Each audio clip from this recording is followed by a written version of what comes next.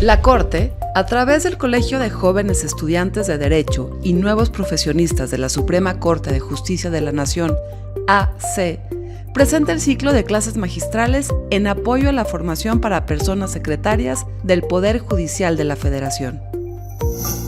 El tema de hoy es Modelo de control de constitucionalidad, convencionalidad y derechos humanos, con el doctor Alfonso Herrera García, jefe de la unidad académica de la Escuela Judicial en el Tribunal Electoral del Poder Judicial de la Federación. Es doctor en Derecho por la Universidad Complutense de Madrid, especialista en Derecho Constitucional por la Universidad Nacional Autónoma de México y por el Centro de Estudios Políticos y Constitucionales en Madrid, e investigador del Sistema Nacional de Investigadores, SNI. Ha sido profesor de posgrado en la Universidad Panamericana Campus Ciudad de México, en la maestría en Derecho Constitucional y Derechos Humanos y en la de Derecho Procesal Constitucional, y en la Escuela Libre de Derecho, maestría en Derecho Constitucional. Cuenta con estudios en el Instituto Internacional de Derechos Humanos en Estamburgo y ha sido investigador visitante en el Instituto Max Planck para Derechos Internacional y Derecho Público comparado en Heidelberg.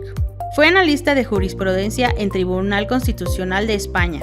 En la Suprema Corte fue secretario de estudio y cuenta en la segunda sala, de la primera sala y del Tribunal Pleno. En el Consejo de la Judicatura Federal, secretario técnico de la Secretaría General de la Presidencia y en el Tribunal Electoral del Poder Judicial de la Federación, asesor de la Presidencia de la Sala Superior, secretario de Estudio y Cuenta y titular en la Unidad Especializada en Procedimientos Especiales sancionadores de la Sala Regional Especializada. Es el director de divulgación del Centro de Capacitación Judicial Electoral. Ha publicado artículos de revistas especializadas, capítulos de libros y comentarios bibliográficos en México, Argentina, Colombia, Perú, Hungría y España. Es autor, coordinador o editor de libros sobre justicia constitucional y derechos fundamentales. Lo primero, ¿qué es el control de la constitucionalidad y convencionalidad?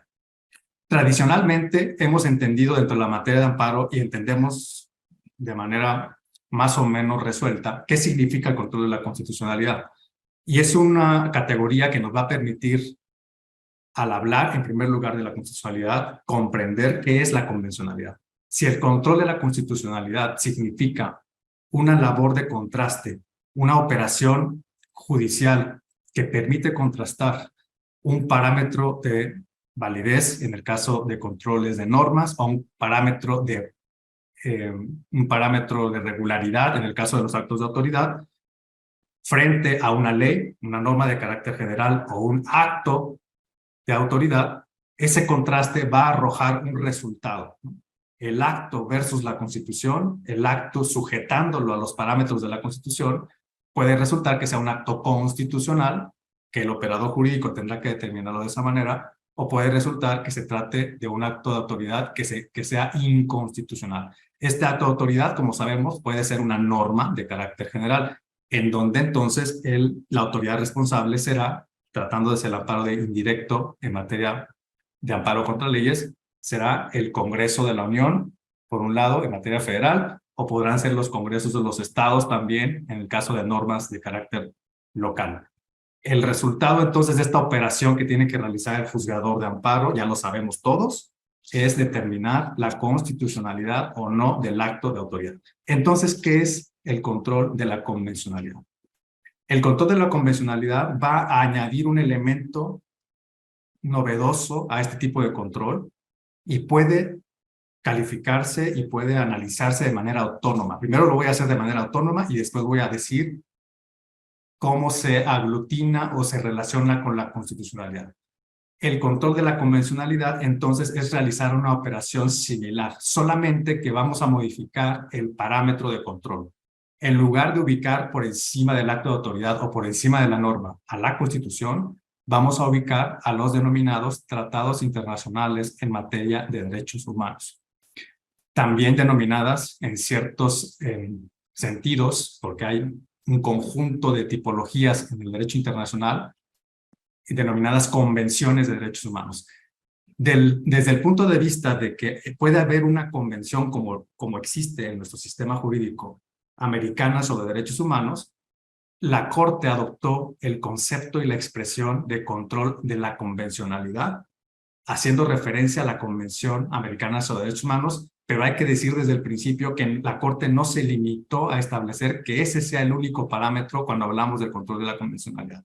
Se trata del primer parámetro que después se complementa o se enriquece con otros instrumentos en materia de derecho internacional de los derechos humanos. Estamos hablando, por ejemplo, de pactos internacionales como, voy a mencionar dos fundamentales, el Pacto Internacional de Derechos Civiles y Políticos, el Pacto Internacional de Derechos Económicos, Sociales y Culturales, los llamados Pactos de las Naciones Unidas del 66, al haber sido el año que se emitieron. Pero también podemos hablar de ciertos protocolos, declaraciones, etcétera. Dependiendo del tipo de instrumento que estemos colocando en el parámetro, puede arrojar distintos efectos la resolución del control de la convencionalidad. De momento lo voy a dejar allí. Voy a decir que se trata de una masa conjunta de tratados internacionales que México, por supuesto, el primer requisito que debemos verificar es que haya suscrito esos tratados y, por supuesto, suscripción entendiéndola en su concepto más amplio, en su concepto más extremo. Es decir, que haya habido una aprobación por parte de los poderes políticos, el presidente de la República en una primera instancia, ante las instancias internacionales, y después una aprobación por parte del Senado de la República, que es la Cámara de nuestro Congreso de la Unión, competente para aprobar los tratados internacionales. Recordemos, eso se encuentra precisamente en nuestra Constitución, artículo 86, fracción primera, y artículo también 96 de la Constitución, cuando nos referimos a las competencias del presidente de la República. Por lo tanto, control de la convencionalidad será la operación que tiene que realizar el juzgador, pero ahora utilizando el parámetro internacionalista. Y por eso se le denomina convencionalidad. Ahora bien, una vez hecho esto, hay que decir que la convencionalidad no existe desde el punto de vista de la operación jurídica cotidiana como una operación autónoma respecto del funcionamiento de la justicia constitucional, por ejemplo, en materia de amparo, de la justicia constitucional mexicana. ¿Cómo funciona la convencionalidad en realidad en nuestro sistema jurídico mexicano? Porque además así se desprende de las propias determinaciones de nuestra Suprema Corte. La convencionalidad siempre se va a entender como una operación que tiene que realizarse simultáneamente con el control de la constitucionalidad. Y aquí viene la primera complejidad de la convencionalidad. Por eso es muy afortunado que el módulo se llame así, control de la constitucionalidad y convencionalidad. Tenemos que hacerlo de manera paralela, conjunta y simultánea, al mismo tiempo en que estamos realizando la operación de control. Solamente que el parámetro entonces se hace más complejo. No solamente vamos a utilizar la Constitución, sino que vamos a utilizar, insisto, al mismo tiempo, tratados internacionales. Por supuesto, esto se vuelve todavía más problemático cuando hablemos de los elementos de la convencionalidad. Por ejemplo, que esta actuación tiene que realizarse ex officio, por ejemplo, ¿no? Después voy a abordar un poquito más este aspecto. Lo que ahora quiero recalcar es que es una operación que se hace de manera conjunta, concomitante, si queremos utilizar esa palabra, con la constitucionalidad. Ahora, ¿por qué lo debemos hacer de esa manera? Hay al menos dos razones por las que debemos hacerla de esa manera, que en este momento son de nuestro interés. En primer lugar, porque la reforma del 10 de junio del 2011 en materia de derechos humanos así lo ordena desde el artículo 1 de la Constitución. Utiliza y establece a los tratados internacionales desde nuestro párrafo primero, recordemos, ustedes seguramente lo tendrán muy claro, el artículo 1 dice que los derechos humanos de los mexicanos y de las mexicanas y de las personas que nos encontremos en el territorio nacional son los establecidos en los reconocidos en la Constitución, y luego viene una conjunción y en el párrafo 1, los tratados de los que el Estado mexicano sea parte. Ahí tenemos el primer mandato de la Constitución para realizar el control de la convencionalidad. Segundo elemento de derecho positivo, párrafo 2 del artículo 1. Además de esto, todas las normas de derechos humanos, dice el párrafo 2 del artículo 1, deben de realizarse en función de lo que se denomina la interpretación conforme. de esas normas con la Constitución y los tratados internacionales de derechos humanos. Además de eso, remata el párrafo segundo del artículo primero, que se debe orientar la interpretación a lo que se denomina el principio más favorecedor para las personas. Este principio más favorecedor para las personas puede encontrarse en un tratado internacional, con lo cual se complementa la idea aquí de cómo debe operar la convencionalidad. No termina ahí el derecho positivo mexicano cuando hablemos de la convencionalidad. Hay que irnos también al artículo 103, fracción primera de la Constitución, que nos dice: son derechos objeto del juicio de amparo mexicano, los establecidos en la Constitución mexicana, y además los tratados internacionales de derechos humanos. Es decir, además la Constitución lo establece a los tratados como un parámetro específico del juicio de amparo. En ese sentido, tenemos, al menos en lo que he mencionado, una triple faceta de la convencionalidad dentro de nuestra Constitución, un triple mandato, que esto la Corte, claro que lo ha interpretado, lo ha argumentado y lo ha elaborado en la jurisprudencia, tratando cada vez con mayor detalle en sus casos cómo debemos entenderlo y operar. Segundo razonamiento por el cual la convencionalidad es una cuestión que nos obliga en nuestro país. Y este es un factor externo. Es decir, ya hablé de los factores internos, de los factores constitucionales, ahora voy a hablar de los factores externos o internacionales.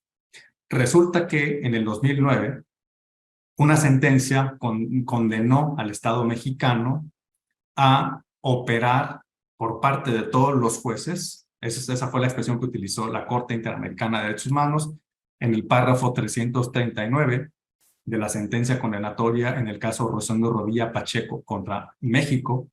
Estableció que todos los jueces deben, es decir, estableció una obligación jurisdiccional, deben realizar un control de la convencionalidad y le colocó dos características: un control de convencionalidad difuso y un control de convencionalidad ex oficio, cuando tengan que hacerse cargo de aplicar las normas de la Convención Americana sobre Derechos Humanos, que es un tratado internacional al que se obligó nuestro país desde el año de 1981, pero que además tiene una jurisdicción, un órgano jurisdiccional, cuya competencia precisamente contenciosa fue reconocida por nuestro país por allá del año de 1998. Precisamente el 16 de diciembre de 1998 se publica en el Diario Oficial de la Federación el reconocimiento por parte de México, del Estado mexicano,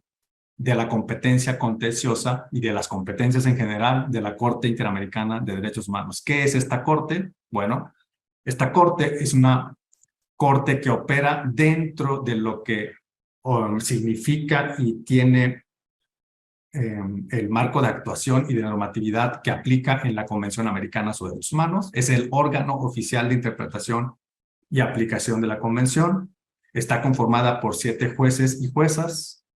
Tiene su sede en San José de Costa Rica y, por supuesto, una vez que se llega un caso contencioso a la Corte Interamericana, el Estado mexicano tiene que presentarse como un sujeto que es parte del proceso del amparo convencional, que ha sido así denominado por alguna parte de la doctrina, y en donde comparece junto con otro órgano, la Comisión Interamericana de Derechos Humanos, que tiene la competencia y la facultad de llevar los casos a el órgano jurisdiccional interamericano.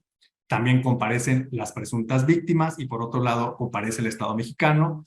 Estas 3 partes pues tienen que agotar las instancias que establece la Convención Americana, esto es acudir a una audiencia pública, establecer de manera oral en esa audiencia pública los alegatos que corresponden, tienen que presentar pruebas, tienen que presentar informes adicionales que les exija la propia Corte y después pueden presentar informes escritos. Tienen 2 fases, una fase oral, una fase escrita, y finalmente los jueces de la Corte Interamericana emiten esta sentencia.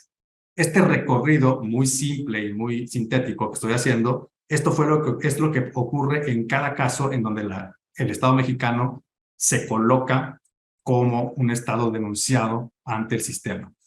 ¿Por qué debemos conocer esto a pesar de que se trata de un sistema externo y de que precisamente no corresponde, digamos, a las reglas de operación de nuestro derecho interno?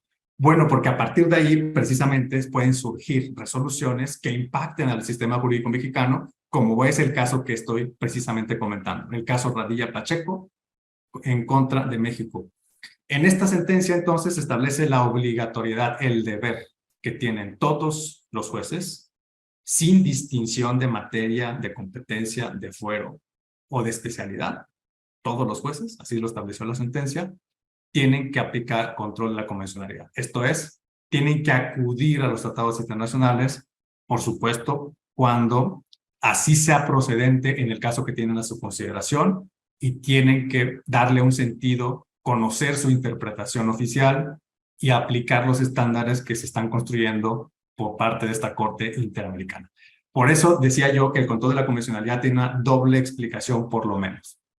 La primera parte que mencioné es una explicación que tiene su sentido a nivel interno, a nivel de amparo, a nivel constitucional, si se quiere, y esta segunda parte tiene una importancia interamericana que se opera desde San José de Costa Rica, también desde Washington, porque ahí es donde es la primera instancia del sistema interamericano de derechos humanos, y luego puede bajar al propio sistema nacional nuevamente en forma de sentencia para incorporarse al sistema jurídico mexicano. Esto es lo que pasa con el caso Radilla.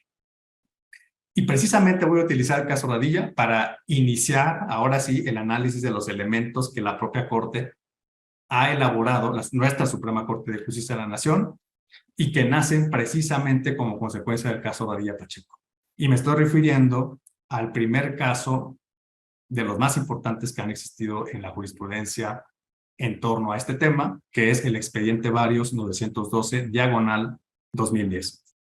Bueno, podemos denominar este recorrido precisamente, es literalmente una fotografía de los casos que ha visto la Suprema Corte desde la reforma del 2011, o tomando como referencia la reforma del 10 de junio de 2011 en materia de derechos humanos. Y aquí podemos ver una clasificación de los casos en donde la Corte fue construyendo paulatinamente y trabajosamente, esto ya dicho de manera mal, los criterios que construyeron el modelo de control. No voy a hablar de los casos de transición, pero sí quise dejárselos aquí, ¿no? Solamente mencionar por qué los llamo de transición, porque fueron asuntos en donde la Suprema Corte tuvo que avanzar, porque había un contexto de formación institucional y constitucional en materia de derechos humanos que todavía no se concretaba. Los ministros tuvieron que tomar en cuenta a la hora de interpretar y darle aplicación al marco jurídico nacional. En la acción de constitucionalidad 22 del 2009, lo que ocurrió, estos modificaron la manera en que entendieron la legitimación procesal activa de la Comisión Nacional de los Derechos Humanos. Vean ustedes que la fecha en que los ministros deciden esto es increíble, tocó vivirlo dentro, pero vean cómo ya pasaron y transcurrieron 13 años o más de 13 años. Lo que interpretó una mayoría de los ministros es que aun cuando la Comisión Nacional de los Derechos Humanos no tenía reconocida una legitimación procesal activa clara para establecer acciones de inconstitucionalidad para promoverlas, utilizando parámetros internacionales, aun cuando, insisto, no era claro en ese sentido, cuando habláramos, por ejemplo, como era el caso del derecho de acceso a la justicia, los ministros hicieron una interpretación sistemática entre el 102 apartado B de la Constitución, el 105 de la Constitución, que ya reconocía como sujeto activo a la Comisión, pero insisto que no estaba claro que lo pudiese hacer respecto de normas internacionales, y los ministros, por una mayoría, si no recuerdo mal, de 8 o 9, determinan que la Comisión Nacional sí tenía legitimación y sí podía invocar dentro de esa legitimación como parámetro la Convención Americana sobre Derechos Humanos. ¿Por qué lo llamo un caso de transición? Porque no teníamos en ese momento la reforma de derechos humanos vigente. Todavía estábamos a unos meses, digamos casi un año, más de un año previo a esa reforma, y sin embargo los ministros ya tuvieron una sensibilidad interpretativa para decir que había que abrirnos al entendimiento del derecho internacional. La contradicción de tesis 6 del 2008 también nos es relevante porque aquí la Suprema Corte tiene la particularidad temporal. Es decir, estaba a unos días en que entrara en vigor la reforma. Es decir, se había agotado el procedimiento de reforma de la Constitución del artículo 1, pero todavía no teníamos la publicación oficial. Y sin embargo, en esta contradicción, había que decidir en el Pleno si la Sala Superior del Tribunal Electoral tenía razón respecto de un criterio que establecía que una persona privada de libertad, en prisión preventiva, y que por lo tanto se le habían suspendido los derechos políticos en términos del artículo 38, fracción segunda de la Constitución, la Sala Superior había determinado que esta situación no privaba de la posibilidad de que esta persona, si se encontraba en libertad, como lo estaba en el caso, pudiese ejercer su derecho al voto activo.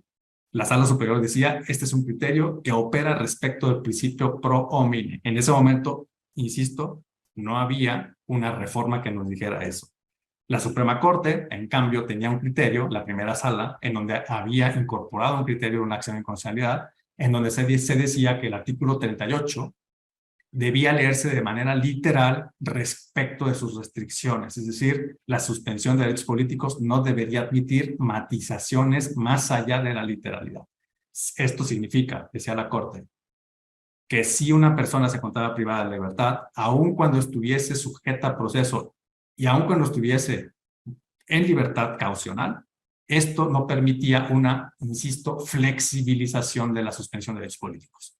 Porque lo que dice el artículo 38 es que se suspende desde el momento en el que se gira el auto de formar prisión. Estos criterios, como ven, entran en contradicción y el Pleno de la Corte, vean el momento en que lo está realizando, mayo de 2011, decide utilizar el entorno, esto ya es una opinión personal, el entorno del sistema que iba a modificarse, el nuevo artículo primero no publicado, y dice que va a utilizar el principio pro persona para decantarse porque el criterio que debía quedar prevaleciente era el de la Sala Superior porque permitía precisamente el ejercicio del derecho al voto activo. En ese sentido, vean ustedes que es un caso, me parece a mí muy claro, en donde la Corte pues está haciendo un gran esfuerzo para que sin una norma positiva, de todos modos le dé un efecto de principio pro persona, como al final se aprobó precisamente ya en junio del 2011.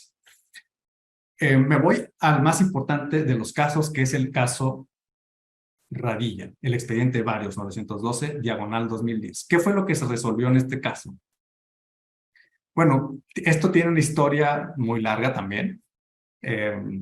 Lo único que hay que destacar de manera principal es que se trató de un caso emblemático porque era una ocasión en la que el presidente de la Suprema Corte de Justicia de la Nación, utilizando por supuesto una de las facultades que le concede la Ley Orgánica del Poder Judicial de la Federación, incluso ya modificada con la reforma de marzo a nivel constitucional de 2021, posteriormente ya la nueva Ley Orgánica del Poder Judicial de la Federación sigue reconociendo esta instancia del presidente para hacer consultas al Pleno cuando sea procedente, y así lo considere, determinar o hacer una determinación que no tuviese una resolución clara en la legislación que opera para el máximo tribunal.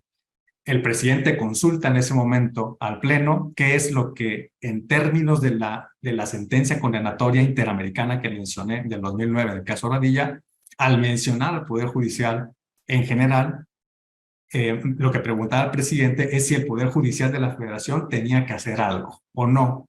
El Pleno tenía que determinar qué acciones tenía que realizar el Poder Judicial, la propia Corte, y también qué determinaciones se detonaban con la sentencia condenatoria a partir de sobre todo a partir del párrafo 339 de la sentencia Radilla Pacheco contra México.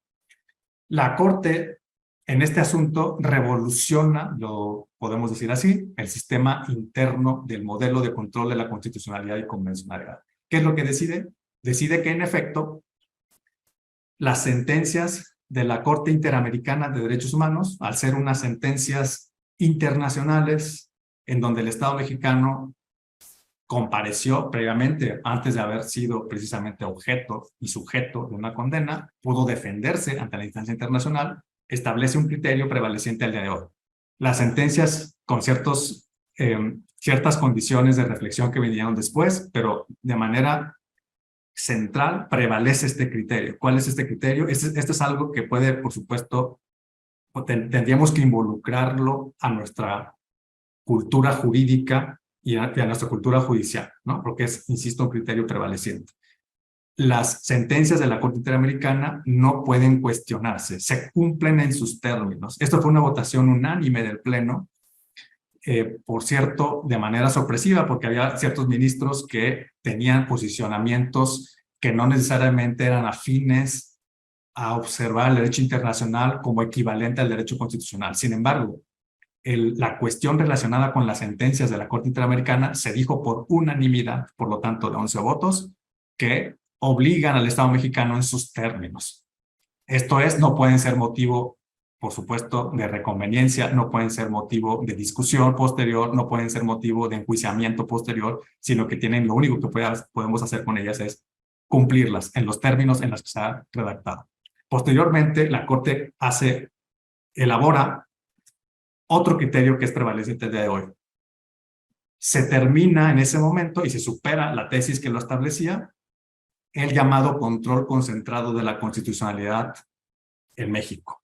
Y por lo tanto, o al menos se matiza, se dice que a partir de ese momento sí existe un control difuso de constitucionalidad y de convencionalidad ex oficio, precisamente siguiendo los términos del caso Radilla en la sentencia interamericana de noviembre del 2009. Por lo tanto, desde ese momento hablamos de un modelo claramente mixto en México. El juicio de amparo tiene que convivir a partir de ese momento con las actuaciones de los jueces federales, por supuesto, si son de amparo, pero también los jueces locales, en la obligación y la responsabilidad de realizar controles difusos, ex oficios de convencionalidad. Por lo tanto, el criterio prevaleciente fue: tenemos un modelo que es complejo y que tiene características de ser un modelo de control difuso, aun cuando tengamos un juicio de amparo operando, por supuesto, de manera tradicional. Segundo criterio, el criterio de fondo fue fundamental para nuestra Suprema Corte de Justicia de la Nación en este expediente, que es la restricción del fuero militar.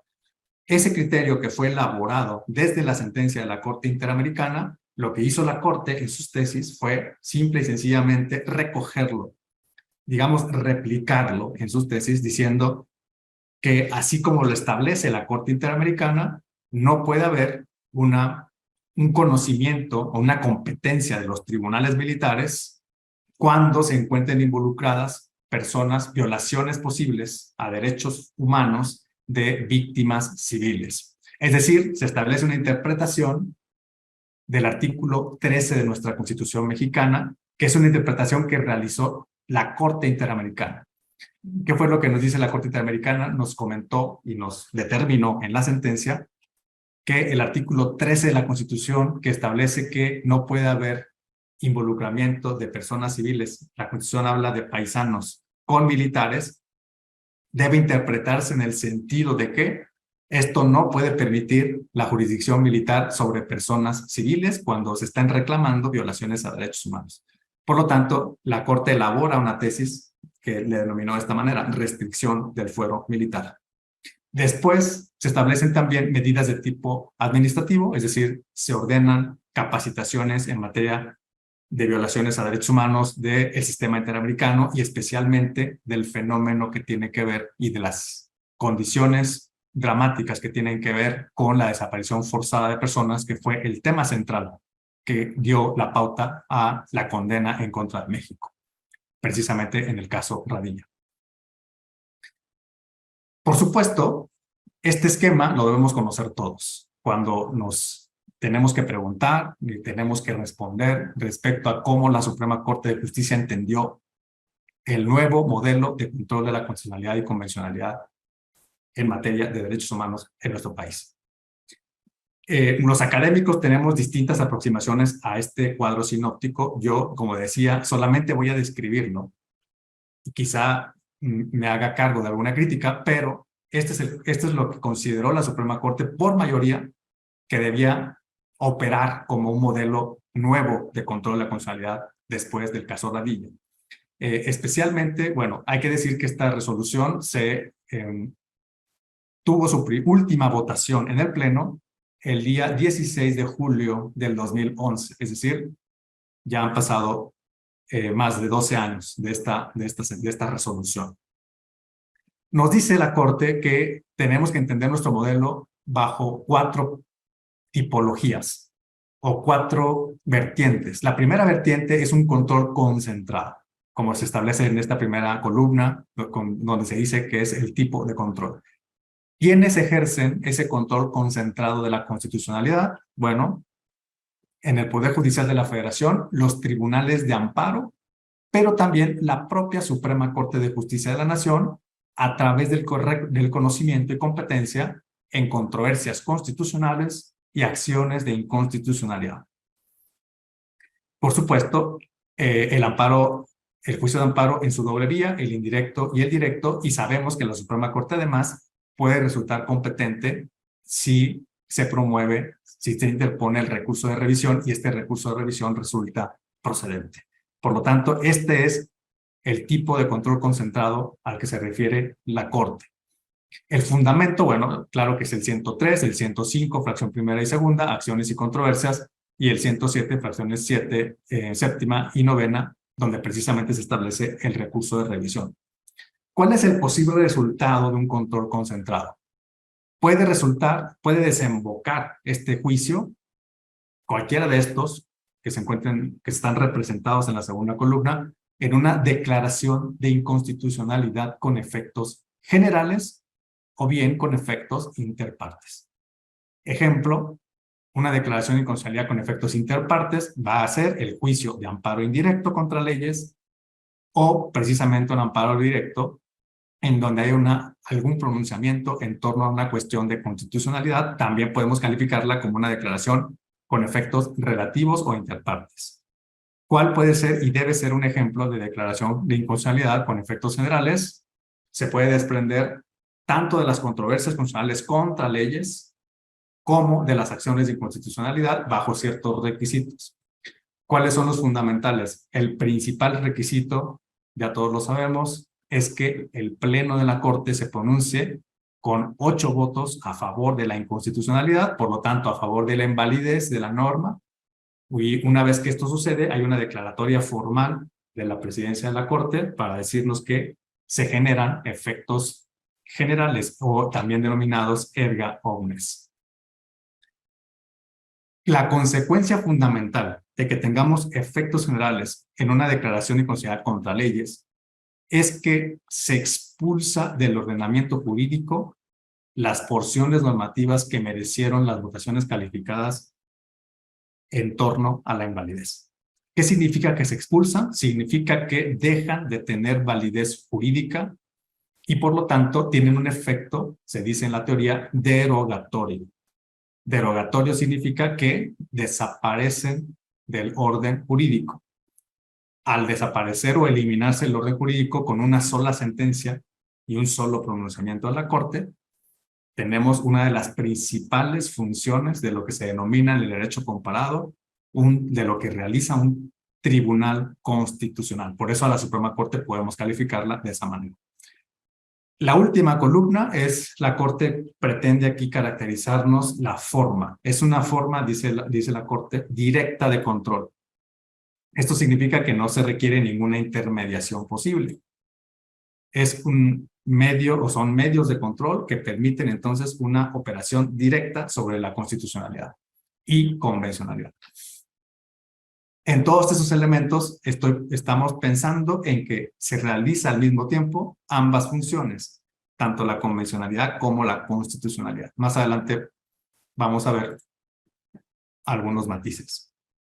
Segundo elemento clasificatorio de este cuadro que proporciona la Suprema Corte en el expediente Varios 912/2010, la denominada o el denominado control por determinación constitucional específica.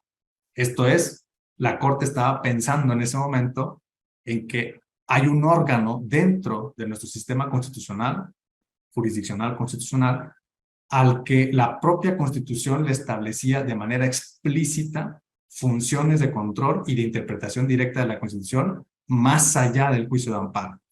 Y me estoy refiriendo al Tribunal Electoral del Poder Judicial de la Federación.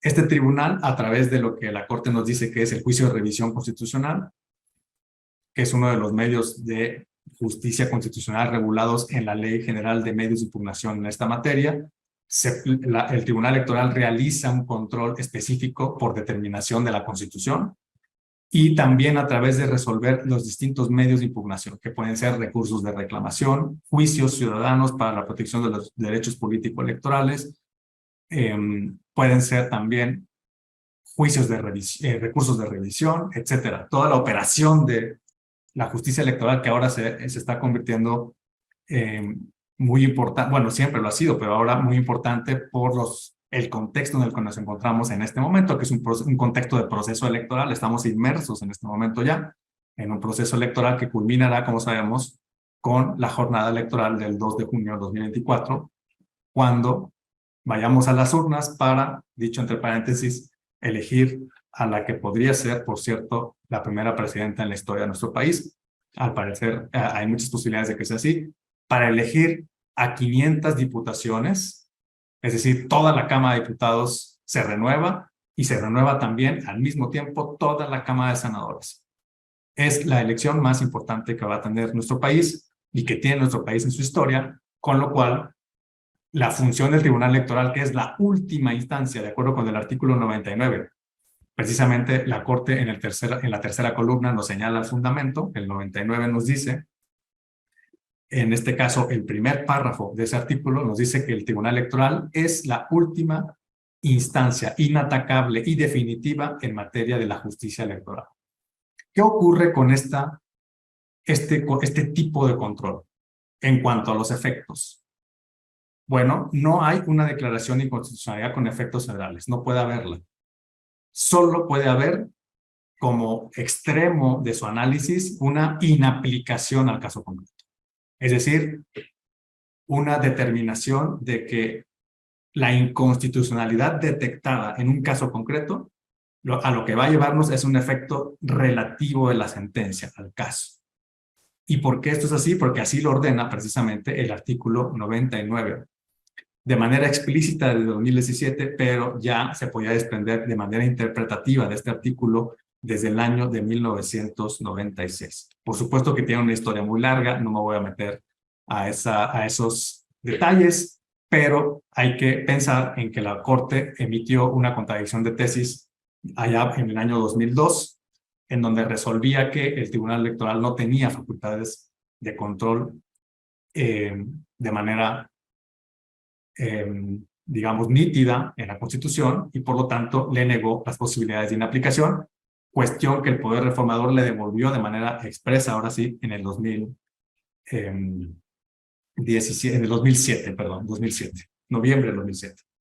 Bueno, ¿cuál es la forma en la que se lleva a cabo este tipo de control? Esto está en la columna última, se lleva a cabo a través de una vía directa y también a través de una vía incidental.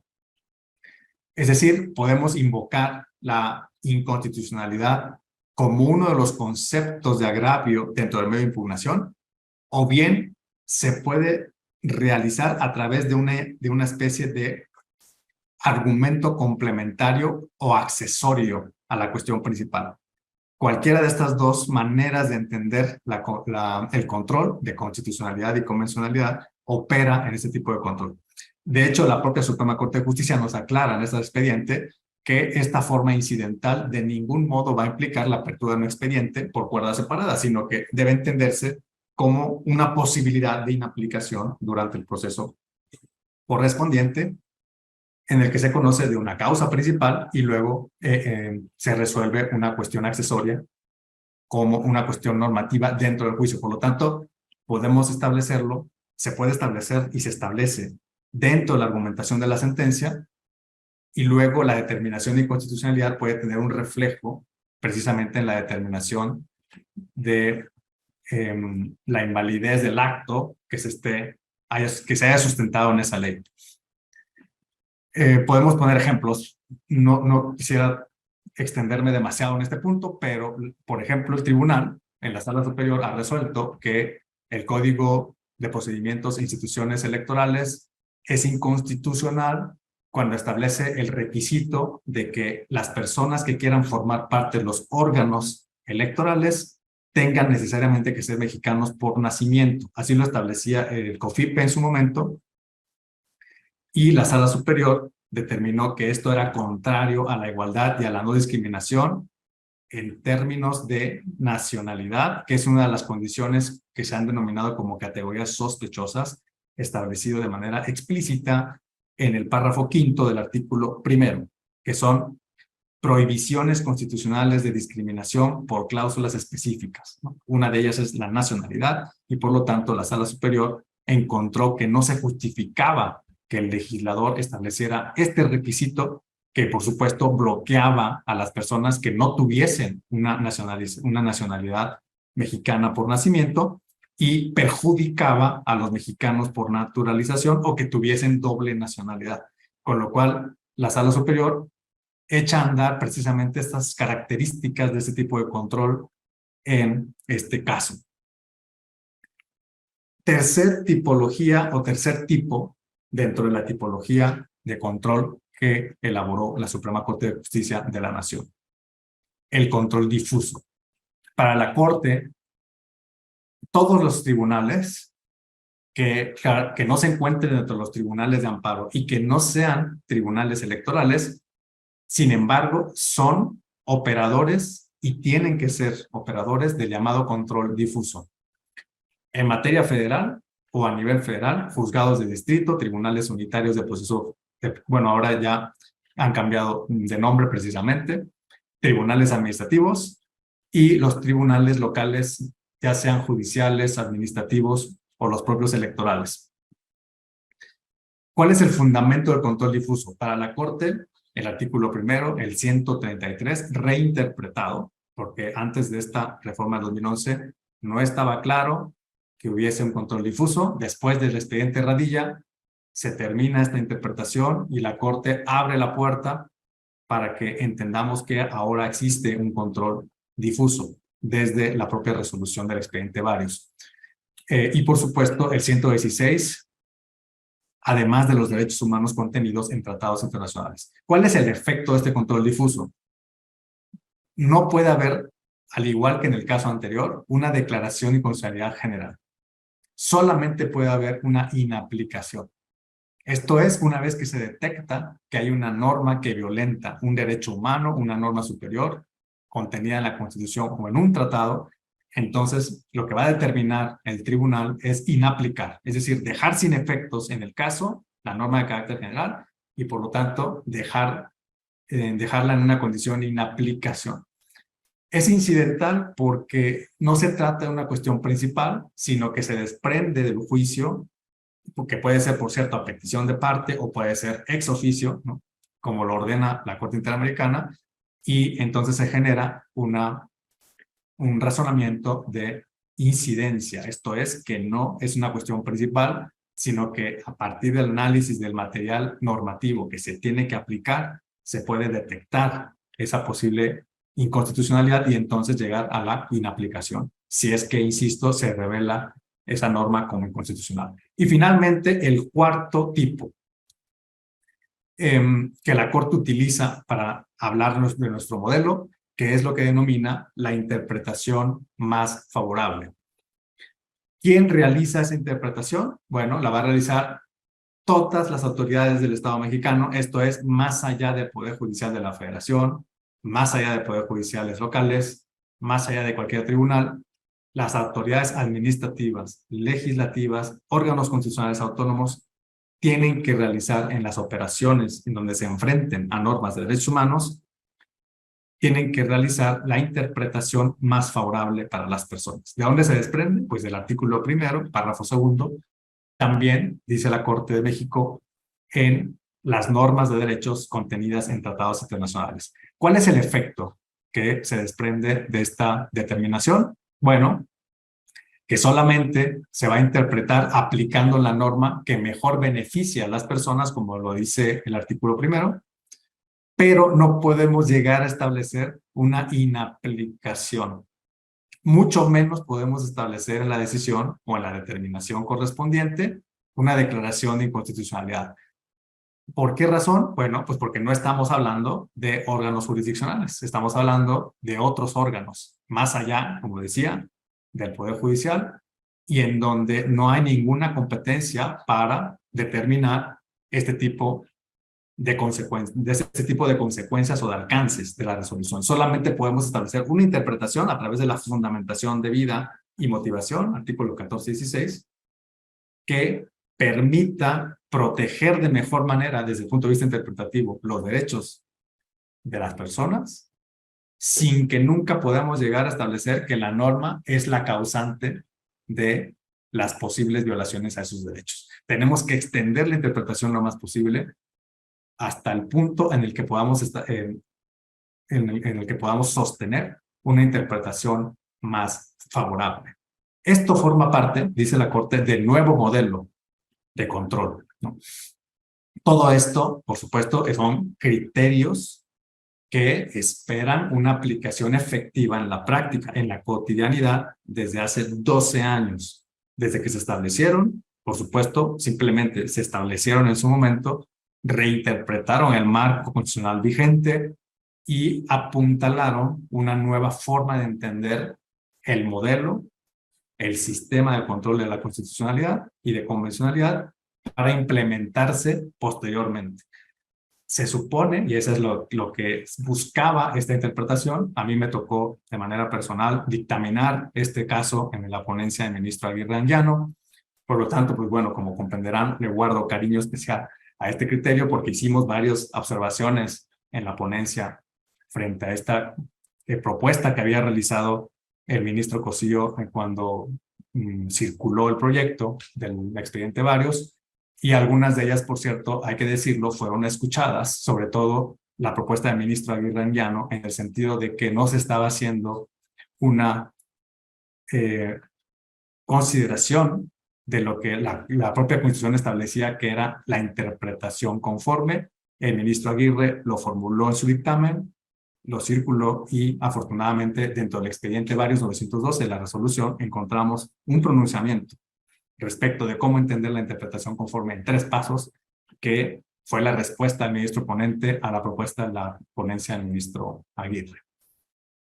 Bueno, quizá deba hacer por aquí alguna pausa, porque veo que ya llegamos a 1 hora y pudiésemos responder algunas preguntas, si les parece. Entiendo que yo debo verlas aquí, en preguntas y respuestas, para, digamos, tratar de responder a las inquietudes que han surgido. Algunas, por supuesto, ya fueron respondidas en mi exposición, por lo que veo, las menciono. ¿Qué es el control de la constitucionalidad? Ya lo mencionaba al principio, que el control de la constitucionalidad también. Esta no la he respondido y quisiera responderle a Graciela Ortega Martínez, ¿qué es el bloque de constitucionalidad? Porque, por cierto, no lo he mencionado en este momento. Y es una pregunta muy pertinente.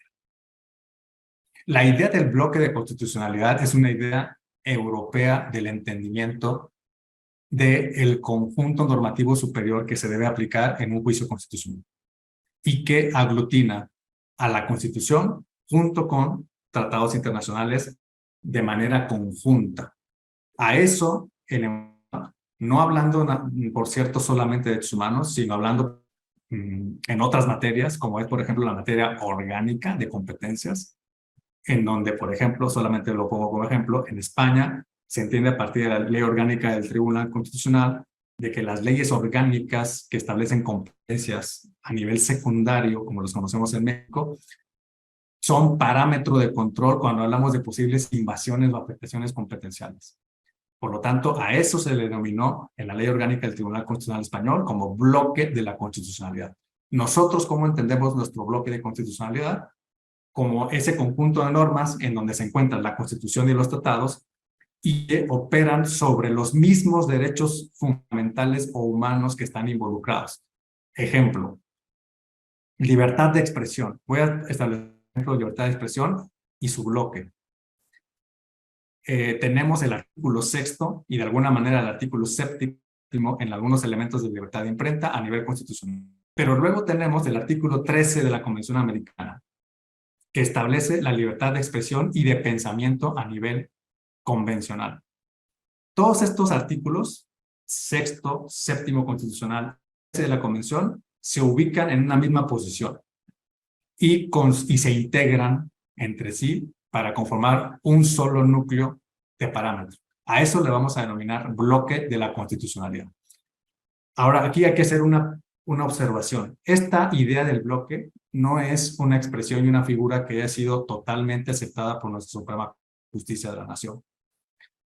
Los ministros y ministras en su momento, por ejemplo, ya desde el caso Radilla, expediente varios 912/2010, descartaron esta figura en México y lo denominaron como parámetro de regularidad constitucional. Esto es, haciendo un símil de lo que en otros países significa el bloque, nosotros lo vamos a denominar parámetro de regularidad constitucional. Si viene por ahí alguna pregunta en ese sentido, entonces tenemos que dar esta posición mexicana, porque esa es la interpretación que ha realizado nuestra Suprema Corte al respecto. ¿Por qué? Porque es la decisión que tomaron los ministros que permitía comprender de mejor modo las maneras en las que estábamos introduciéndonos a la lógica de control de la convencionalidad.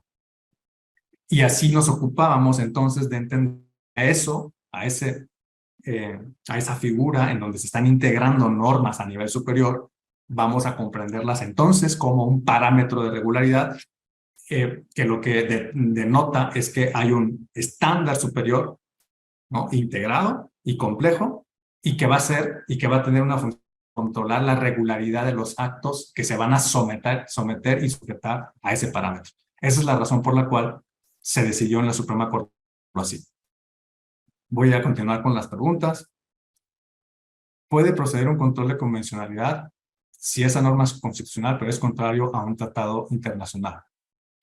Esta es una gran pregunta porque me voy a ocupar de ella probablemente más adelante.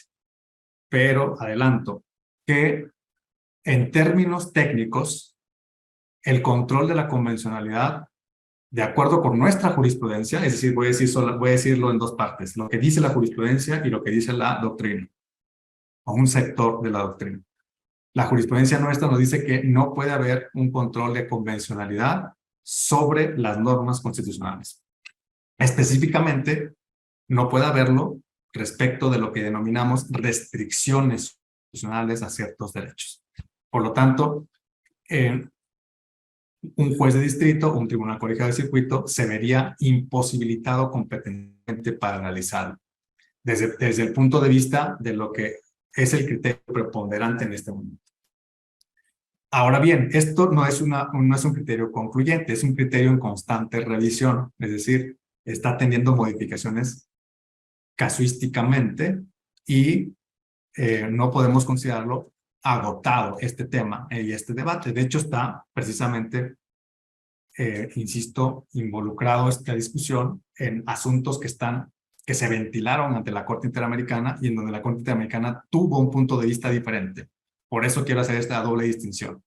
¿Qué nos dijo la Corte Interamericana? Para la Corte Interamericana puede suceder que las normas constitucionales establezcan límites o restricciones incompatibles con la Convención Americana sobre Derechos Humanos. Y eso ya nos provocó dos sentencias condenatorias que son fundamentales para nuestro futuro en esta materia, porque la Corte de México ha abierto otros dos expedientes varios relacionados con estas sentencias. Tiene que decirnos la Suprema Corte próximamente, en los próximos meses seguramente, qué alcance y qué extensión puede tener este pronunciamiento de la Corte Interamericana. ¿Cuáles son estos dos casos? El caso Sonpaxtle-Tecpile contra México, que se notificó en enero de 2023 y en donde se ordena a nuestro país a través de una medida reparatoria. Ya me estoy adelantando mejor para responder a la pregunta y de una vez establecer este aspecto que es fundamental para nuestro sistema.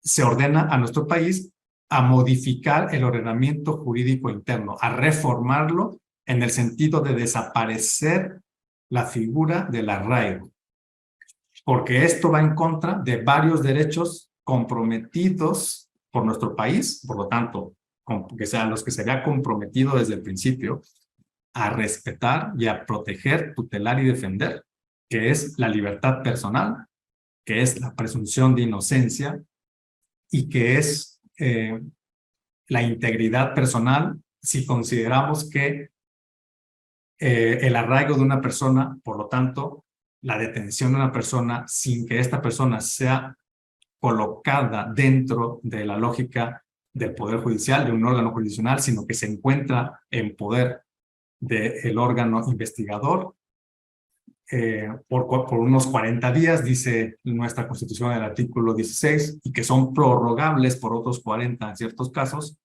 Esto puede propiciar, incluso poner en riesgo, pues la propia, no solamente la libertad personal de quien padece el arraigo, sino que además lo coloca en una situación de vulnerabilidad frente a posibles actos que pudiesen atentar en contra de su integridad. Todo esto lo toma en cuenta la Corte Interamericana y ordena en el caso Son Paxle la reforma de la Constitución. Por lo tanto, la Suprema Corte de Justicia de la Nación tendrá que decirnos cuál es el alcance precisamente de esta determinación, de este punto, medida reparatoria, precisamente. El segundo caso es el caso García Rodríguez y Reyes Alpizar en contra de México, y en donde se avanza por parte de la Corte Interamericana para decirnos que la prisión preventiva oficiosa es contraria igualmente al derecho a la presunción de inocencia, es contraria a la libertad personal, que se encuentran tal como están reconocidas en la Convención y tal como se desprende de la interpretación que ha realizado a lo largo de su historia la Corte Interamericana.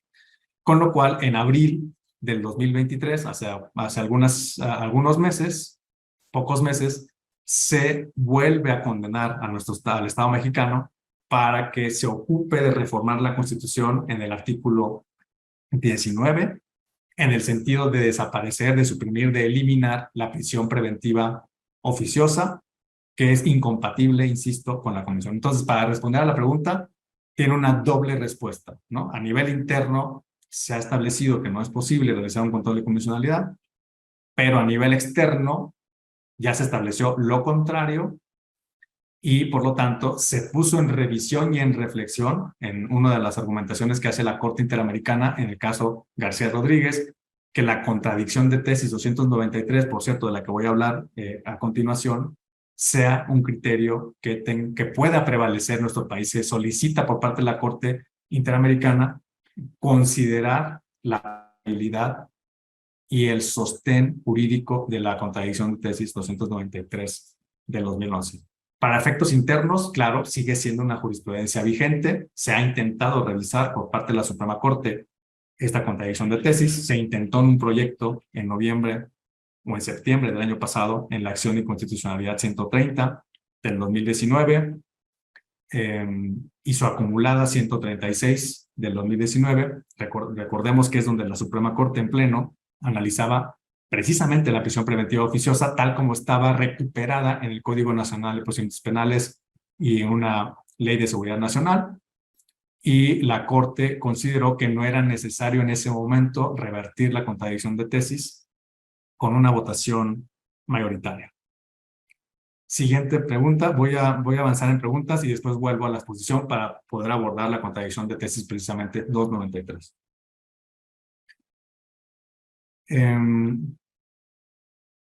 Nos dice Jorge, los tribunales locales del país no aplican la convencionalidad ni lo difuso como lo establece el 133, y la Corte, ahora bien, la Corte y o el Poder Judicial de la Federación, con independencia de los criterios que ha hecho al respecto.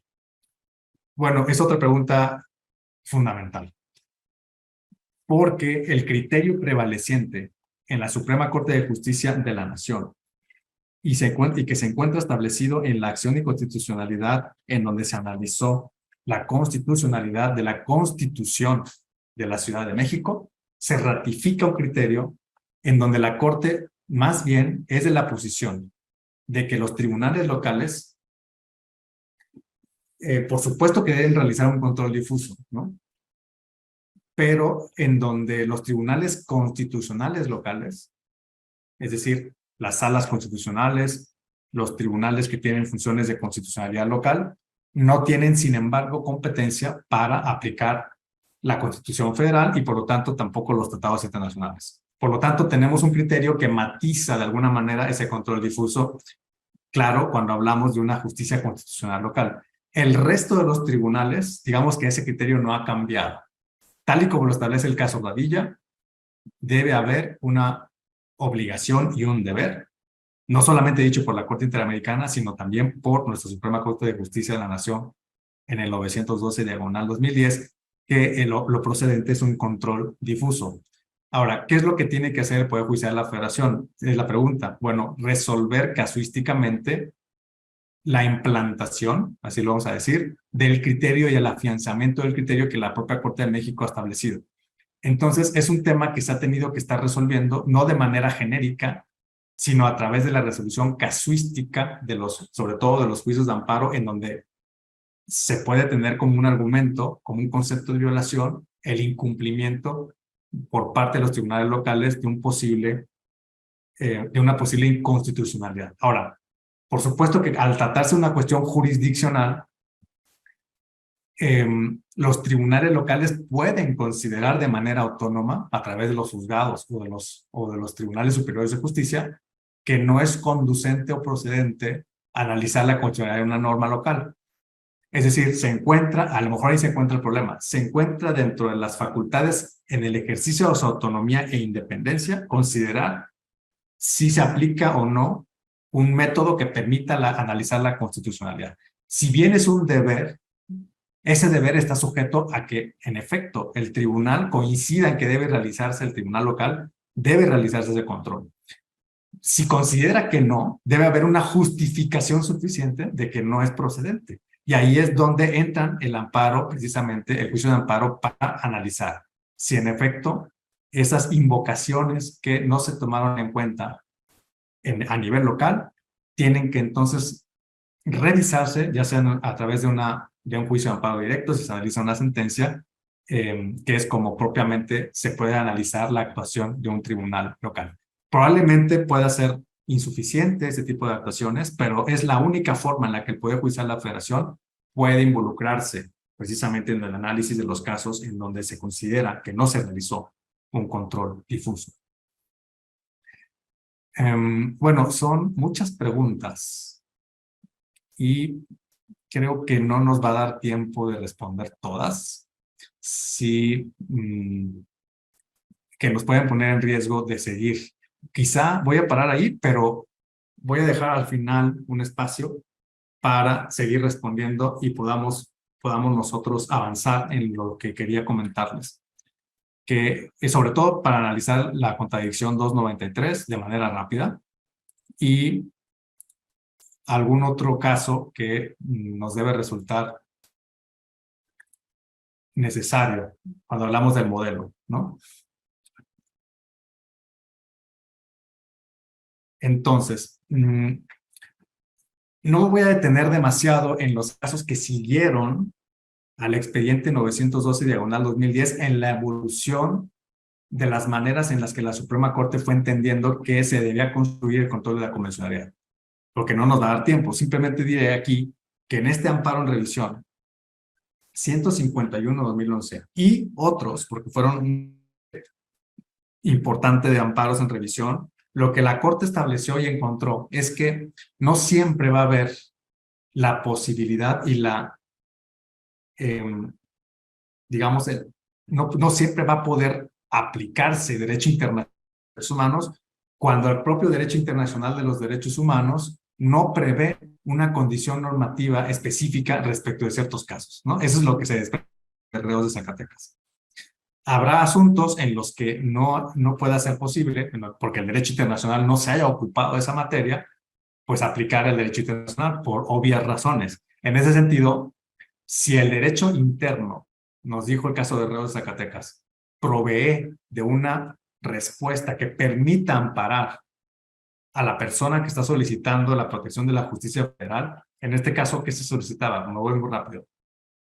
Que ciertas personas, compurgando sus penas, apelaron al artículo 18 de la Constitución, en donde se decía que podrían, y que el verbo que se utiliza en el es que las personas que están compurgando sus penas en centros de reclusión podrán solicitar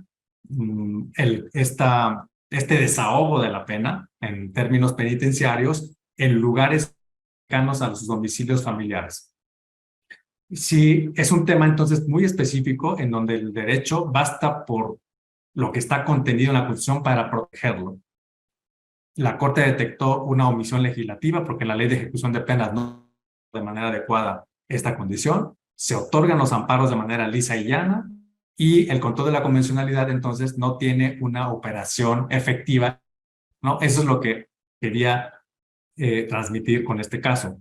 Este sí es un caso que habría que leerlo porque es el primer antecedente después de los derechos humanos en donde el modelo tuvo una operación, me parece a mí, efectiva. Los ministros y ministras en ese momento terminaron y trajeron al asunto la consideración de un tratado internacional puede ser más benéfico que la norma interna constitucional en ciertos derechos.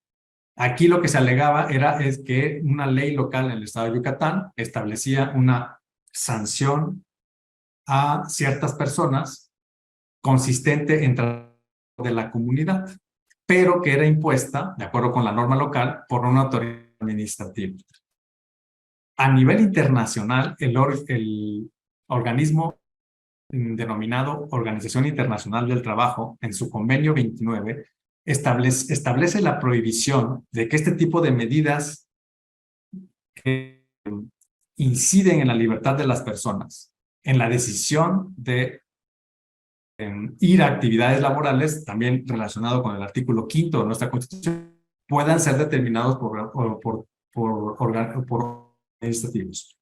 Dice la OIT, solamente pueden hacerse este tipo de restricciones a la libertad de elección de trabajo, además no remunerado, por lo tanto no voluntario, por los órganos judiciales. La Corte entonces compara el parámetro que establece la Constitución que permite en el artículo 21 que este tipo de sanciones pueden estar establecidas por una autoridad administrativa y lo compara con lo que establece el Tratado Internacional. No se permite que la autoridad administrativa pueda llegar a esta determinación, sino que se le conoce solamente a los jueces y elige el parámetro más protector. Por lo tanto, este caso es un referente para el principio pro persona. Si queremos analizar, estudiar, analizar cómo opera el principio pro persona, a mí que este es un caso que hay que ir a ver y hay que ir a analizarlo. Y finalmente, entonces, lo más importante, se utiliza el parámetro convencional, la parte convencional del parámetro, como lo pongo aquí, para determinar la invalidez de una norma local. Con lo cual, es el primer antecedente, voy a decirlo así, de la aplicación de una norma internacional por encima de la Constitución, cuando es la Constitución la que habilitaba una determinada competencia para una autoridad, en este caso administrativo. Por eso lo denominamos un parámetro móvil de convencionalidad. El caso Florence Cassette tiene de la primera sala algunos elementos y condiciones que nos permiten revalorar la transformación, sobre todo de cómo se fue consiguiendo el amparo directo en revisión, ya bajo un entendimiento de la reforma de derechos humanos, sobre todo la procedencia del recurso de revisión en materia penal, de hablar de los derechos procesales como derechos humanos, de hablar también de los derechos humanos en tratados que no tienen por objeto los derechos humanos. Por ejemplo, en este caso se trataba de un convenio de Viena sobre relaciones consulares, con lo cual la Corte nos enseña en la primera sala que es posible considerar que un tratado que no tiene como objeto derechos humanos, sin embargo, sí se puede utilizarse como un parámetro que protege derechos humanos, en este caso la obligación de notificar a la consular a que un connacional del país cuya competencia tiene este consulado deba intervenir a una persona extranjera que está siendo motivo de investigación criminal en nuestro país. La contradicción 293 de 2011, sin lugar a dudas, es el segundo caso más importante que tiene nuestra Suprema Corte del modelo de control de la convencionalidad. ¿Qué es lo que se resuelve? Bueno, es una contradicción entonces de tesis, hoy podemos hablar de contradicción de criterios, en donde, ¿qué se estableció? Que no existe una relación de jerarquía normativa entre la Constitución y los tratados cuando hablamos de derechos humanos. Estamos hablando de una relación ajerárquica y que por lo tanto lo que corresponde es observar cuáles son las normas que rigen una determinada libertad y un determinado derecho y a partir de ahí considerar que no hay una jerarquía entre ellos, sino que hay que considerar la habilidad conjunta de todas las normas. Por supuesto que eso, desde el punto de vista práctico, sus complejidades y complicaciones que se han ido viendo con este criterio. Pero lo relevante es que colocan los tratados internacionales en los hechos y en la práctica, pues a un nivel análogo a las normas constitucionales. El segundo criterio, por supuesto que este tiene una afectación en cómo comprendimos la convencionalidad, ¿no? Porque de alguna manera se robustece y se dimensiona con una mayor magnitud e intensidad lo que significa la convencionalidad para nuestra práctica jurídica mexicana. Los tratados se encumbran de alguna manera, aun cuando, por supuesto, vamos a verlo ahora en la tesis, se mantiene la idea de la restricción explícita como un límite a la operación efectiva y aplicación efectiva de los tratados internacionales. Que esto, claro, tiene sus matices. Los propios ministros y ministras discutieron en su momento el alcance de este criterio, pero en términos generales se deja, digamos, un espacio para que la restricción constitucional pues tuviese todavía una importancia normativa que a la postre, de 10 años después, si bien en principio no teníamos claro los problemas que generaría, sí, digamos, ha sido motivo de análisis en la Corte Interamericana en los casos que mencioné y que finalmente en los casos del arraigo y prisión preventiva oficiosa, la Corte Interamericana considera que la contradicción 293 sí pudo haber sido un factor para que México no cumpliera de alguna manera con la aplicación del principio pro persona en temas que tienen que ver con estas dos figuras, con el arraigo y la prisión preventiva oficiosa. Sin embargo, esta contradicción también estableció un criterio fundamental en cuanto hace al valor de la jurisprudencia de la Corte Interamericana. Y eso prefiero que lo veamos ya con la tesis, ¿no? Esta es la primera tesis, por supuesto, es muy conocida entre nosotros. Lo que nos dice es que constituyen el parámetro de control de la legalidad constitucional, los contenidos de la Constitución y de los tratados, pero cuando en la Constitución haya una restricción expresa, se debe estar a lo que establece el texto constitucional. Seguramente esta tesis será motivo de revisión en los expedientes que se han abierto para la recepción del caso Chompaxle y García Rodríguez. Cuando en la Constitución haya una restricción expresa al ejercicio de los derechos humanos, dice esta jurisprudencia, se deberá estar a lo que indica la norma constitucional, y aquí viene la explicación que nos da la Suprema Corte de Justicia de la Nación. En pleno, es un criterio que tuvo una votación de 10 contra 1, pero que estos 10 votos pues tienen distintas aproximaciones al tema. Finalmente, este es el núcleo de la argumentación, ya que el principio que le brinda supremacía comporta el encumbramiento de la Constitución como norma fundamental del orden jurídico mexicano. Lo que me interesa probablemente esté más adelante, ¿no? Y luego sigue diciendo que hay una ampliación del catálogo de derechos, puede calificarse como un conjunto normativo, yo ya les mencionaba esta expresión, y en este sentido los derechos humanos en su conjunto constituyen el parámetro de control de regularidad, también ya se los había mencionado. Vinculatoriedad de la jurisprudencia de la Corte Interamericana para los jueces mexicanos siempre que sea más favorable para las personas. La importancia que tiene esta segunda jurisprudencia de la contradicción de tesis 293 es que de alguna manera nos explica y justifica cómo se insertan los criterios jurisprudenciales de la Corte Interamericana dentro de nuestro país. Resultan vinculantes para los jueces nacionales al constituir una extensión. Creo que este concepto es fundamental, ¿no? La Corte de México nos dice que la jurisprudencia de la Corte Interamericana extiende la Convención. Por lo tanto, de manera directa, lo que la Corte de México nos dice es que la convención no podemos comprenderla de manera autónoma o textualmente, sino que es un tratado que debemos necesariamente que leer a la luz de la jurisprudencia de la Corte Interamericana. ¿Por qué? Porque en esos criterios se determina el contenido de los derechos humanos establecidos en el tratado. Ejemplo, no podemos o no podríamos concebir los derechos políticos solamente a la luz de lo que nos dice el artículo 23 de la Convención. De ahí no se desprende, por ejemplo, que podamos hablar de un posible derecho humano a una candidatura independiente. Estoy pensando en el caso Radilla, perdón, en el caso Castañeda Guzmán contra México, sino que ha sido las sentencias de la Corte la que nos ha dicho que no existe desde la Convención un supuesto derecho de una persona a participar sin partido político en una contienda electoral.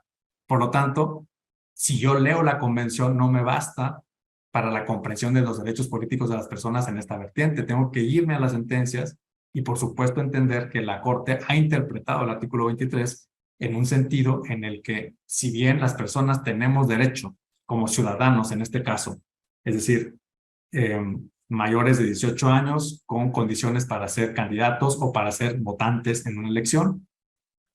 Si bien tenemos ciertos derechos a la igualdad, tenemos libertades, por supuesto, de elección, de voluntad, libertad en el voto público, tenemos también un derecho de acceder a través de los mecanismos de democracia representativa, de democracia participativa, a elegir a nuestros representantes o a votar para ciertas determinaciones que se lleven a cabo en consultas públicas o en referéndums.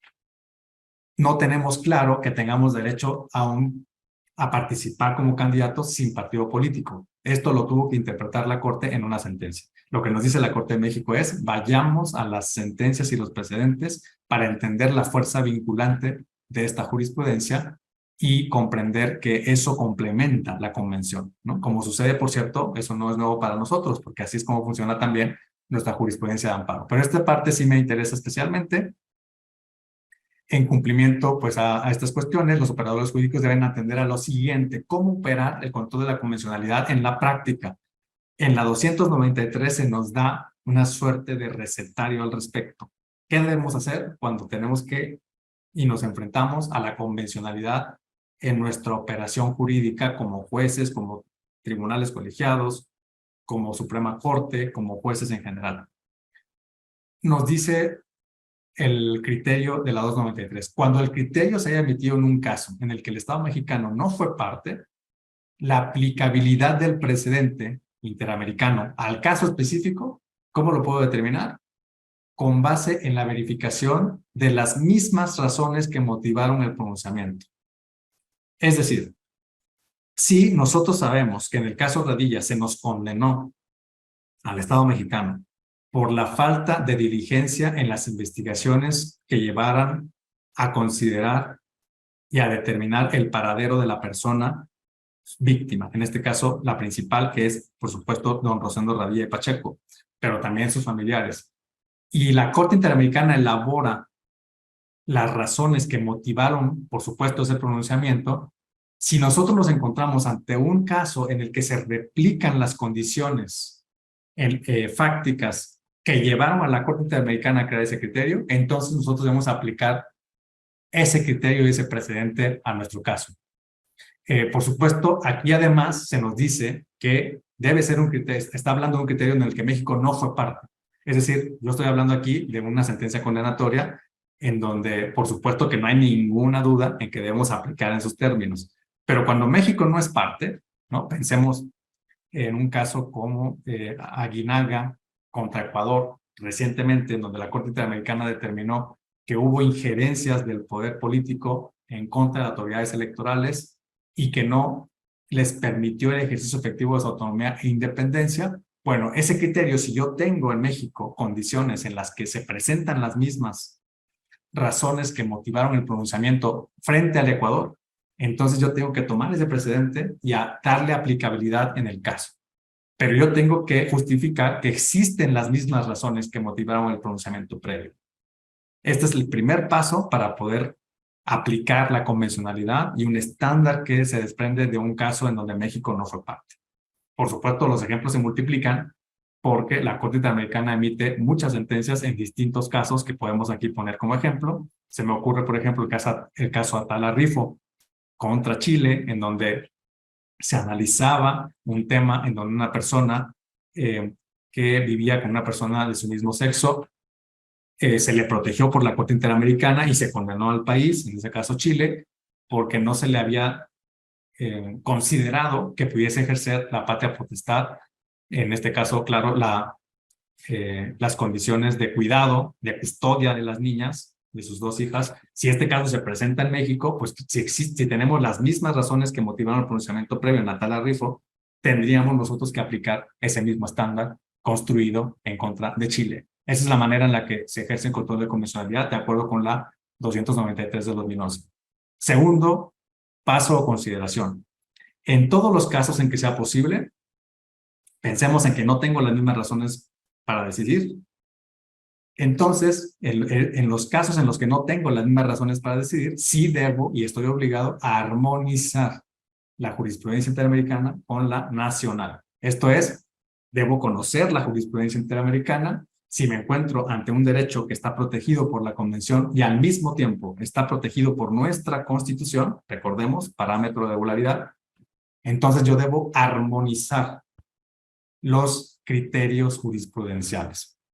Esto ha pasado pues muchísimas veces, por ejemplo, en materia indígena, ha pasado en materia familiar. La Corte de México es asidua visitando, reiterando y citando jurisprudencia interamericana relacionada con derechos de la niñez, con cuestiones que tienen que ver con libertad de expresión. Precisamente las sentencias de nuestra Corte de Justicia de la Nación tienen siempre un pronunciamiento en donde se ventilan los casos de la jurisprudencia interamericana, donde se ha construido estándares de libertad de expresión por la Corte precisamente interamericana. Por lo tanto, hay una suerte no nada más de armonización con la colocación de los estándares, sino también un esfuerzo de identificación primero y de construcción integral de los argumentos que permitan resolver el caso, ¿no? En ese sentido, nuestra Suprema Corte de Justicia puede funcionar como un referente para otros tribunales que tenían que hacer la misma labor, ¿no? Traer criterios interamericanos y luego armonizarlos con la nacional. La nacional se está refiriendo a la jurisprudencia que emana de nuestro semanario judicial de la Federación con motivo de la operación del amparo, las controversias, las acciones, etc. Tercer punto, de ser imposible la armonización, y esto pues es el caso polémico, debe aplicarse el criterio que resulte más favorecedor. Creo que este es el punto en donde podemos traer como ejemplo la acción de inconstitucionalidad 130 del 2019, precisamente, en donde, claro, habiendo un problema respecto a la compatibilidad de la figura de la prisión preventiva oficiosa, y la Suprema Corte nuestra sabía que había un problema de compatibilidad, sin embargo, hizo un esfuerzo para que dentro de la sentencia de esta acción pudiese construir una argumentación que permitía entender que la medida cautelar tenía que tener límites desprendibles de lo que desde el punto de vista interamericano se desprende como una garantía para la libertad personal. Con lo cual hay una especie de armonización, pero también y al mismo tiempo elige la Suprema Corte de Justicia de la Nación un estándar interpretativo que permitía restringir, limitar de mejor forma la comprensión de la prisión preventiva oficiosa. Esto, claro, decía hace un rato, sin llegar a la consideración de que debía declarar la inconvencionalidad de la Constitución, sino utilizando un marco que permitía interpretar de conformidad esta figura para permitir, por ejemplo, que se entendiera que no puede ser tomada de manera automática, sino que la oficiosidad a la que se refiere la Constitución tiene que admitir otra interpretación, y que es que el juez abra el debate respecto de la procedencia de la medida cautelar, pero siempre con la posibilidad y siempre con la obligación de justificar, mejor dicho, de justificar, fundar y motivar la medida. Con lo cual tenemos entonces una me parece un ejemplo de que ese es un ejercicio de elección de una interpretación que mejor favorece a la persona y que podemos desprender, me parece a mí, lo estamos viendo aquí, de la contradicción de tesis 293 del 2011. Voy avanzando y luego al final, que nos acercamos ya al final, podemos ver otras preguntas. El control de convencionalidad admite entonces al menos dos conceptos en la práctica. Esto ya es, digamos, una posición personal de quien les habla, ¿no? No se desprende de la jurisprudencia. Un entendimiento estricto, esto es cuando la convencionalidad me lleva a determinar un efecto invalidante. Por ejemplo, el caso de la 155 del 2011 es un ejemplo. Tomo el criterio del tratado y con eso puedo yo, como corte, en pleno, invalidar y por lo tanto expulsar la norma del ordenamiento. O si soy un juez de distrito, me puede llevar eso a una inaplicación con una declaratoria de constitucionalidad al caso concreto. Efectos relativos. ¿Qué significa la inaplicación? Va a suprimir significados normativos. Es decir, va a establecer qué es lo que no puede significar la ley y por lo tanto excluye efectos interpretativos también. Y en segundo lugar, hay un entendimiento amplio. Ese es un entendimiento estricto porque hay un efecto específico sobre la norma. Pero puede haber un entendimiento amplio. ¿Cuál es ese? Efectos interpretativos. Es decir, no necesito yo invalidar la norma, no necesito inaplicarla. Simple y sencillamente, la convencionalidad me va a ayudar a mí como juzgador a construir una interpretación que me permita proteger los derechos si es que eso es lo procedente, por supuesto, ¿no?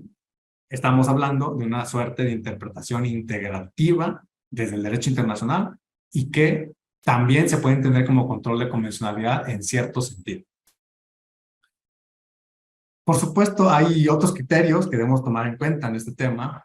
Sin lugar a dudas, la contradicción de tesis 21 del 2011, que fue la que le siguió a la contradicción 293 del 2011, hay que observarla y analizarla, porque de lo que nos habla es de la manera en la que se concibió por la Suprema Corte la procedencia del amparo en revisión, por supuesto estableciendo una interpretación novedosa respecto de lo que dice la Constitución. ¿Por qué digo esto? Porque el artículo 107, fracción novena, como sabemos, dice que el recurso de revisión en el juicio de amparo procede cuando tengamos que analizar cuestiones estrictamente constitucionales. Por supuesto, tienen que cumplirse los requisitos de excepcionalidad, importancia y trascendencia, que la Corte no se haya pronunciado una jurisprudencia previa, pero además, la piedra de toque de la procedencia es que haya un pronunciamiento que nos lleve a una estricta constitucionalidad.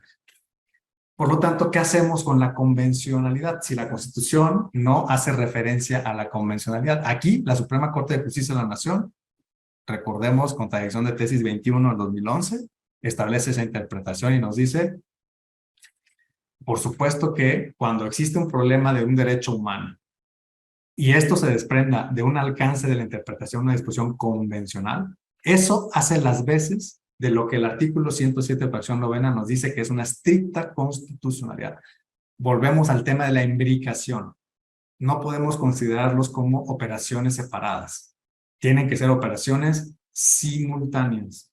Por lo tanto, si un derecho humano está en entredicho con una interpretación convencional, eso también, dice la Corte en la contradicción 21-2011, cumple el requisito para la procedencia del recurso de revisión. Este requisito que es fundamental para que la Corte entienda que tiene que entrar a conocer el recurso de revisión.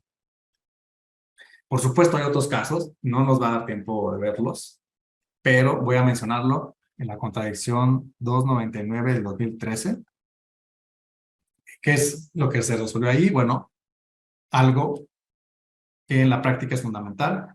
Nos dice que no puede haber un control de convencionalidad sobre la jurisprudencia de la Suprema Corte de Justicia de la Nación. Sí puede haberla respecto a cualquier norma de carácter general, pero no respecto de la jurisprudencia, ¿no? Por supuesto, los académicos tenemos ahí muchas opiniones.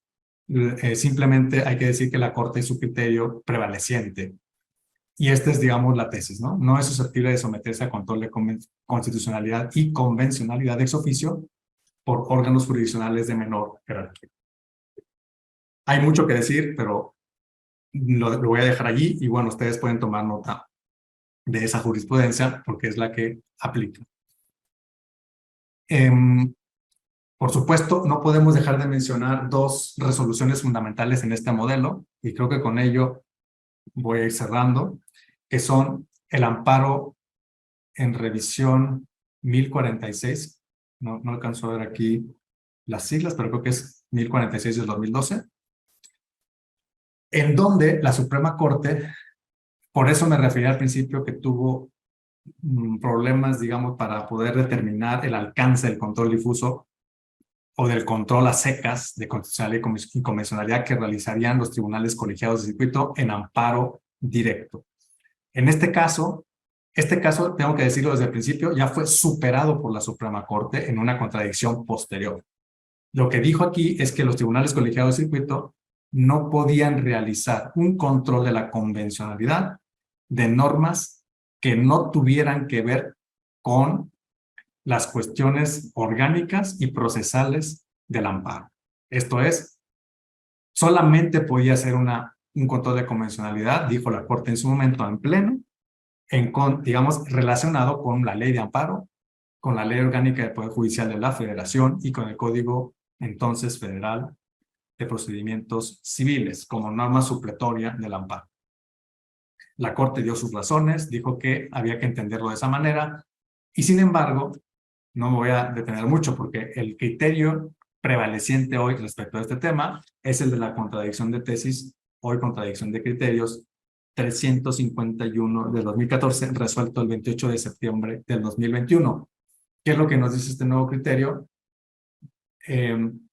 Nos dice que los tribunales colegiados de circuito, cuando actúan como tribunales de juicio de amparo directo, es decir, cuando actúan en función de su competencia originaria, como lo establece el 103 y el 107, siempre tienen la posibilidad de controlar no solamente las normas procesales que aplican al amparo, sino también las normas sustantivas aplicables y que se aplicaron en la cadena impugnativa en el juicio de origen. Por ejemplo, puede en el conocimiento de juicio de amparo directo, controlar la constitucionalidad de una norma del Código Civil local. Si es que se revela como una norma que viola los derechos humanos y que por lo tanto tiene que tomar en cuenta a la hora de determinar si se concede o no se concede el amparo. Hay un conjunto de reglas que se tienen que seguir. La contradicción de tesis, el engrose, la sentencia ya, elabora alrededor de figuras tales como la preclusión, la cosa juzgada, nos dice que estos no son impedimento para que los tribunales colegiados siempre estén abiertos a la posibilidad de controlar normas del Código Civil. Quiero poner un ejemplo, que es el ejemplo que se desprendió del caso anterior de la amparo directo en revisión 1046. Lo que se estaba analizando en aquel caso era una norma del Código Civil de la Ciudad de México, entonces Distrito Federal, en donde se establecían las posibilidades de indemnización por daño moral. Y solamente se colocaba dentro de ese supuesto a el directamente afectado. En este caso se hablaba de una negligencia médica y quien reclamaba esa indemnización era un familiar de una persona fallecida en un hospital como consecuencia de una negligencia médica. En ese caso, bueno, es un ejemplo que nos permite ver que el tribunal colegiado, al analizar el asunto, puede de manera oficiosa analizar la constitucionalidad y convencionalidad de una norma que impide la reclamación de la indemnización en condición de víctima, en este caso la víctima familiar, con motivo de una actuación que concluyó con el fallecimiento de un familiar, en este caso era un ascendiente de la persona víctima. En ese sentido, el colegiado, en este ejemplo que estoy colocando, podría determinar, analizar la constitucionalidad y convencionalidad de esa norma, aun cuando se trata de una norma del juicio de origen, siempre y cuando, ¿cuál es el requisito para poder detonar ese control? Siempre y cuando esta norma sea relevante y, por supuesto, se demuestre que esta norma está violando derechos humanos de quien está reclamando en un concepto de violación precisamente un acto de autoridad. En este caso, un acto de autoridad que se desprendía de una sentencia previa del Tribunal Superior de Justicia de la Ciudad de México. Yo por ahí escribí algo, aquí les coloqué una columna, lo trascendente de lo evidente, y un poco expliqué qué fue lo que ocurrió precisamente en esa contradicción 351 del 2014, y esta es la tesis que se desprendió precisamente. Contenido y alcance del deber de los órganos jurisdiccionales del Poder Judicial de la Federación de realizarlo al conocer juicios de amparo directo e indirecto. Con esto se abandonaron las tesis aisladas que están aquí indicadas, que se desprendían del caso anterior. Y finalmente, ahora sí concluyo, finalmente el expediente, este expediente, que es la recepción, este otro expediente varios, la recepción de los casos Fernández, Ortega y Rosendo Cantú, es importante porque es un precedente que, si bien no es jurisprudencia, por supuesto, no tiene las condiciones para generar o haber generado jurisprudencia, sí es un criterio que todavía no se supera por la Suprema Corte, esto es, no ha sido todavía analizado nuevamente y se mantiene como un criterio que nos obliga a pensar si la Corte en pleno tendría que analizar el alcance de esta determinación, que se alcanzó con una mayoría de 6-5 en este expediente.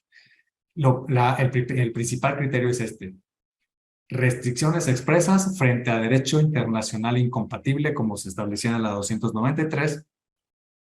Pero lo más importante es cómo funcionan las restricciones expresas.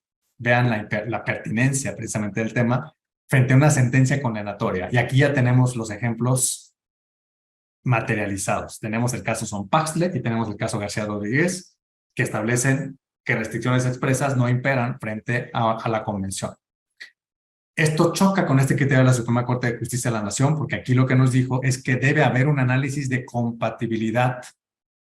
No le llama de esa manera, tiene otra denominación, pero debe haber un análisis entre lo que dice la restricción y el alcance de la sentencia condenatoria para analizar precisamente y determinar cómo operar esas restricciones expresas. Aquí, en el caso Fernández, Ortega y Rosendo Cantú, por 6-5, se dijo que la recepción de sentencias está condicionada a que no existan restricciones expresas, ¿no? Con lo cual, la Suprema Corte seguramente en los expedientes varios que se han abierto en estos casos interamericanos, donde ya se determinó la necesidad de reformar la Constitución, tendrá que analizar nuevamente este criterio. Pero hay que conocerlo, hay que saber que está ahí, hay que saber que hay un criterio que está estableciendo este alcance y, por supuesto, que forma parte todavía de los criterios que explican el modelo de control de constitucionalidad y convencionalidad en nuestro país. Pues yo me quedaría por ahí. Hemos llegado al final. Muchas gracias a todos por su interés. La Corte presentó la clase magistral Modelo de control de constitucionalidad, convencionalidad y derechos humanos, impartida por el doctor Alfonso Herrera García. La Corte contigo.